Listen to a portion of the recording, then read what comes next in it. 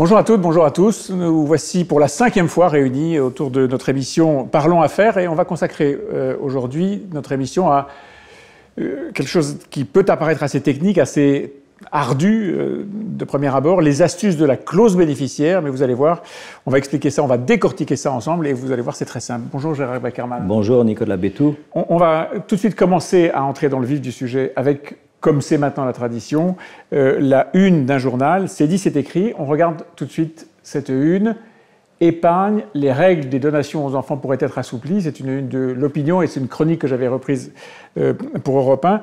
Qu'est-ce que ça vous suggère comme commentaire, cette information? C'est un très beau sujet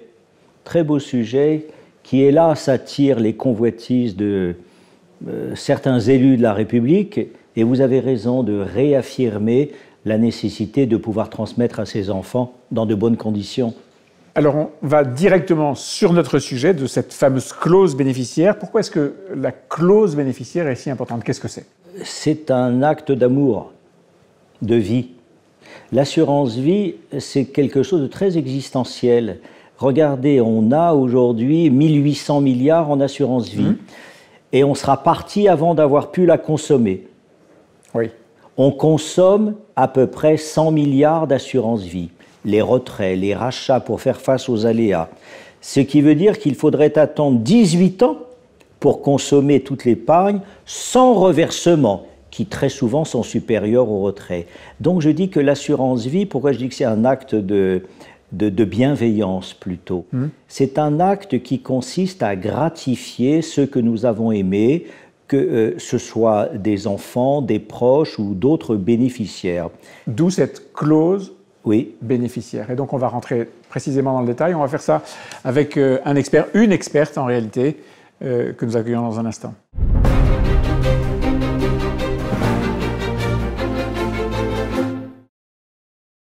Et on accueille donc Flora Djuric. Bonjour. Bonjour, merci de m'accueillir. Bonjour, vous êtes juriste, c'est votre métier, et vous travaillez au service juridique du GIE Affaires. Tout à fait. Vous êtes une spécialiste, entre autres, de cette affaire de clause bénéficiaire. Qu'est-ce que c'est que cette clause? Légalement, qu'est-ce que ça représente? La clause bénéficiaire, c'est l'outil qui va vous servir à désigner la personne ou les personnes qui seront bénéficiaires de votre contrat d'assurance vie à votre décès. C'est un élément fondamental du contrat d'assurance vie, puisqu'à votre décès, l'assureur il va prendre connaissance de la dernière clause bénéficiaire, il va regarder quels sont les bénéficiaires. Et il versera. Quelle est la part de chacun, et il versera, effectivement. D'où l'importance de très bien rédiger cette clause, parce que si elle est mal rédigée, on peut faire face à différentes problématiques. Soit une difficulté d'interprétation, ce qui va créer des conflits entre les bénéficiaires, soit une impossibilité d'exécution si par exemple les bénéficiaires ne sont pas identifiables, voire pire, une annulation de la clause. Et dans ce cas, les capitaux décès vont réintégrer votre succession et vous ne bénéficiez pas de la fiscalité avantageuse de l'assurance vie. Mais parce qu'on ne le dit jamais assez, la fiscalité l'avantage de l'assurance vie, c'est que ça ne fait pas partie de la succession telle qu'elle est taxée aujourd'hui au motif des droits de succession. Alors, on va regarder une photo que vous avez choisie. C'est la tradition maintenant dans nos émissions.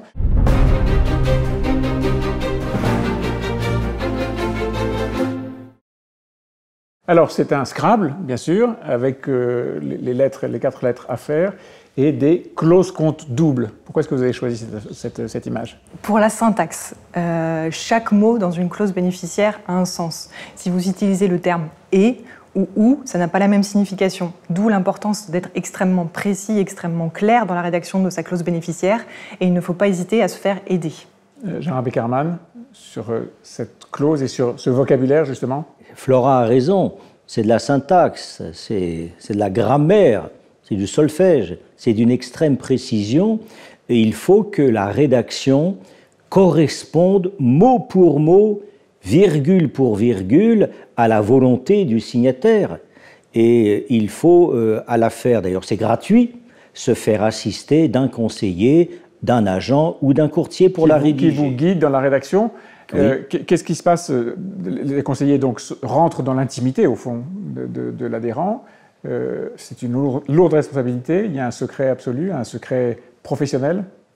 Total secret professionnel. Je vais vous faire un aveu.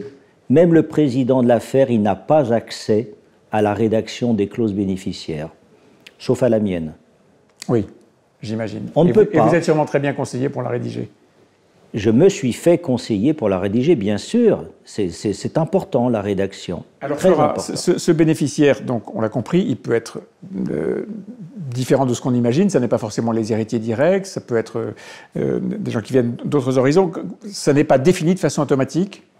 Alors non, mais généralement les assureurs peuvent proposer ce qu'on appelle une clause type.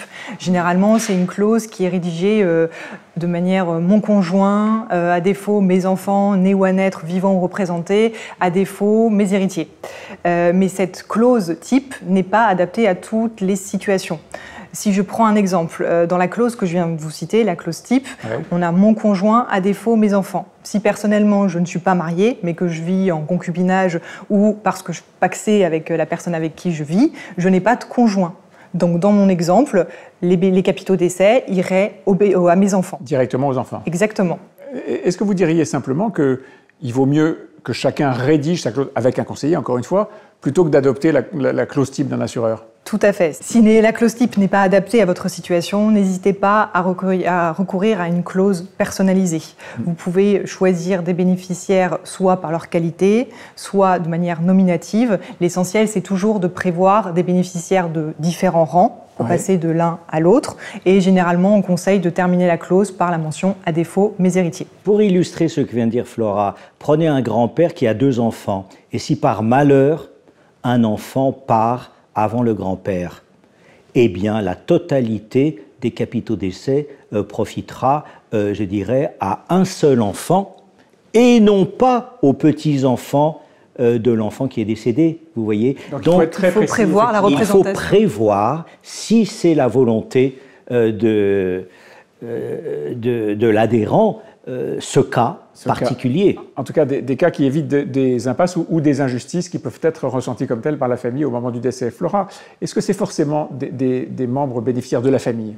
Alors non, c'est une particularité. Comme le capital décès ne fait pas partie de votre succession, ce n'est pas un actif successoral, vous pouvez choisir de désigner un proche si vous le souhaitez, mais ça peut également être votre voisin, un tiers, et ça vous permet de bénéficier d'une fiscalité avantageuse, celle de l'assurance vie. Alors évidemment, tous ceux qui nous regardent et qui ont rempli ou n'ont pas rempli une clause bénéficiaire au moment de prendre une assurance vie doivent se dire « catastrophe, j'ai pas été prudent, j'ai pas fait ce qu'il fallait ». Est-ce qu'on peut changer la rédaction de cette clause? Tout à fait, et c'est même conseillé, puisqu'on a des parcours de vie qui évoluent avec le temps.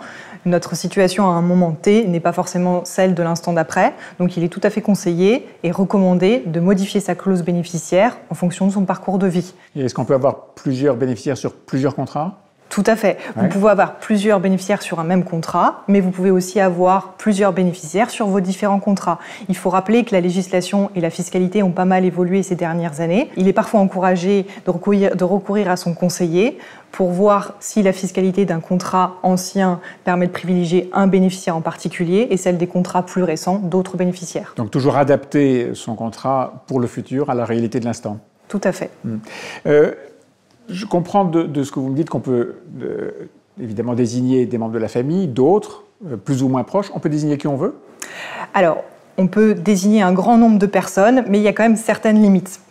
Certaines professions, pour protéger les adhérents d'abus de faiblesse, d'abus de confiance, ne peuvent pas être désignées comme bénéficiaires d'un contrat d'assurance vie. Par exemple? Je vais vous prendre un exemple. Le cas d'un médecin traitant quand vous êtes en fin de vie ne peut pas être désigné comme bénéficiaire de votre contrat d'assurance vie. Par exemple, certaines associations, toutes, n'ont pas la capacité à recevoir. Donc, dans ce cas, on invite les adhérents à se renseigner au préalable auprès des associations pour voir si effectivement elles peuvent bénéficier des capitaux décès. Et juste un dernier cas anecdotique, parce qu'on l'a déjà rencontré, les animaux de compagnie ne peuvent pas être désignés bénéficiaires d'un contrat d'assurance vie. Ah, c'est dommage. Je rajouterais même qu'un courtier d'assurance, ce serait malvenu, ou un agent d'assurance, et qu'il fût lui-même le bénéficiaire de son client. On n'aime pas beaucoup ça. Il y a une petite suspicion qui naît dans ces cas-là. Un dernier mot technique, Flora. S'il y a plusieurs bénéficiaires, est-ce que les sommes qui sont dévolues à chacun doivent être les mêmes ou est-ce que chacun peut avoir des sommes différentes? Alors, c'est au choix. C'est au choix. Habituellement, c'est l'assuré qui définit quel est le montant que chacun des bénéficiaires va percevoir. Si par exemple, il décide qu'un bénéficiaire perçoit 70% et l'autre 30%, c'est tout à fait correct. Si généralement, il ne précise pas quelle est la part qui revient à chacun, c'est à parts égales. La seule particularité, c'est quand il désigne ses héritiers, auquel cas la dévolution se fait suivant la dévolution successorale. Donc selon les règles qui sont fixées par la loi, qui ne peut pas, par exemple, exclure totalement un enfant ou un conjoint de la succession. Ça, c'est la loi qui s'applique dans ces cas-là. Gérard Beckerman, Florent a évoqué les sommes qui peuvent être différentes. Il y a des plafonds. Oui, on peut transmettre jusqu'à 152 500 € à chaque bénéficiaire à condition d'avoir versé les fonds avant 70 ans. Et au-delà de 70 ans, l'abattement tombe à 30 500 €. Et il porte sur le capital investi sur le contrat et non plus sur les fonds transmis à chaque bénéficiaire. 152 500 € par personne. Oui. À chacun de ceux que vous désignez. Oui, tout à fait. Donc c'est effectivement des sommes qui sont assez considérables et qui, je le redis, sortent du calcul de la succession. Exactement. Alors on va regarder tout de suite, comme c'est effectivement notre habitude maintenant depuis 5 émissions, un témoignage, une parole d'adhérent.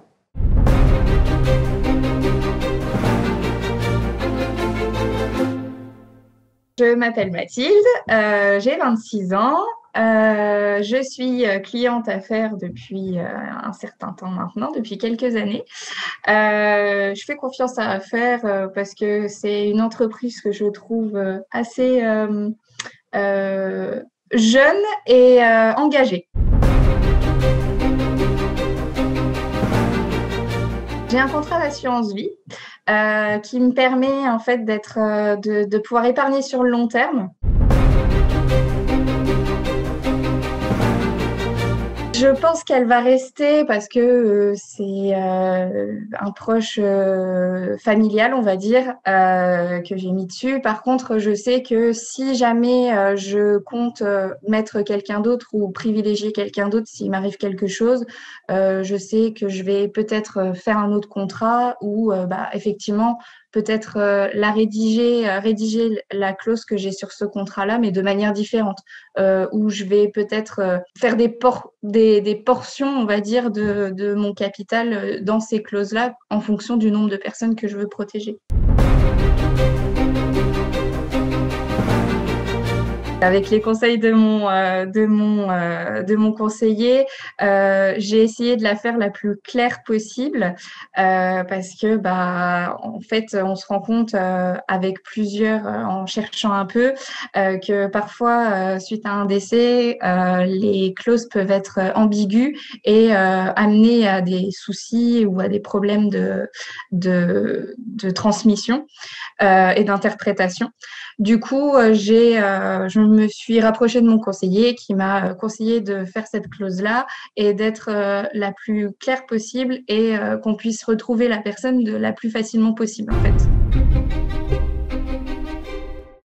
Voilà, c'était une parole d'adhérente et on voit bien à quel point c'est important de pouvoir avoir un échange avec son conseiller affaires.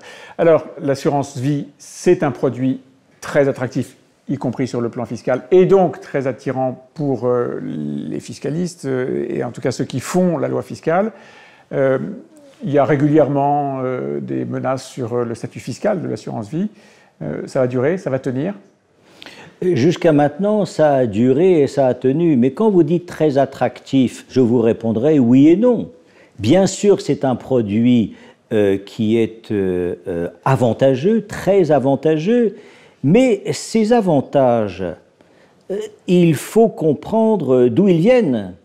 Ils viennent de ce que l'assurance vie, elle apporte des avantages encore supérieurs à l'économie. Ce dont les épargnants tirent avantage, ils en font profiter l'économie au quintuple. C'est ce qu'on appelle cette fameuse épargne longue dont la Une France... épargne longue qui finance l'industrie, qui finance les dettes publiques, qui permet de faire face aux aléas de la vie. Et donc il faut, et c'est votre rôle, protéger et défendre ce statut que vous défendre ce statut de qui n'est que la contrepartie. Vous savez, la notion de civisme, un épargnant, c'est quelqu'un de civique. Il est civique parce que épargner, c'est prévoir l'avenir, tenter de prévoir l'avenir pour faire face aux aléas. Il faut que le gouvernement partage avec les épargnants. Il y a 25 millions de Français qui détiennent un contrat d'assurance vie, et donc c'est un enjeu, je dirais, national, responsable et civique. Si le gouvernement, quel qu'il soit, veut une épargne destinée à financer nos investissements productifs, la croissance, l'emploi, la transition écologique. Alors il doit respecter l'assurance vie. Il doit respecter les règles. On ne modifie pas le code de la route à chaque carrefour. On arrive au terme de cette émission. Alors merci beaucoup Flora Djuritz, parce que vos éclairages ont été tout à fait pertinents, et on voit que cette clause qui a un nom assez barbare, au fond, elle est assez simple à comprendre. Et surtout, elle est assez simple à surveiller. Donc merci pour tous ces conseils. Gérard Beckerman, vous avez l'habitude maintenant, à chaque fois que nous concluons cette émission, Parlons Affaires, vous avez 60 secondes chrono pour nous résumer tout ça.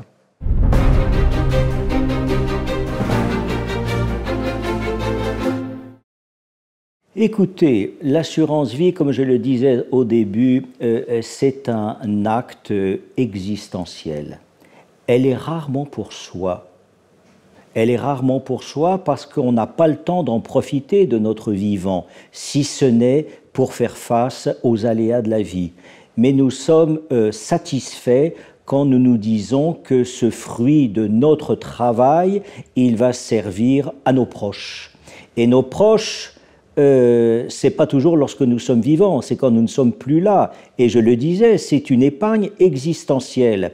Et il faut que cette existence, elle soit respectée par les pouvoirs publics, que les pouvoirs publics comprennent qu'il n'y a pas de croissance quand il n'y a pas de confiance, qu'il n'y a pas de confiance quand il n'y a pas d'épargne. Et pour qu'il y ait une épargne, il faut que les règles juridiques, fiscales et sociales soient respectées dans la durée, pour nous permettre de transmettre à tous les bénéficiaires et à nos proches. C'est ça l'esprit de l'assurance vie. Merci Gérard Beckerman, et merci à toutes et à tous de nous avoir suivis.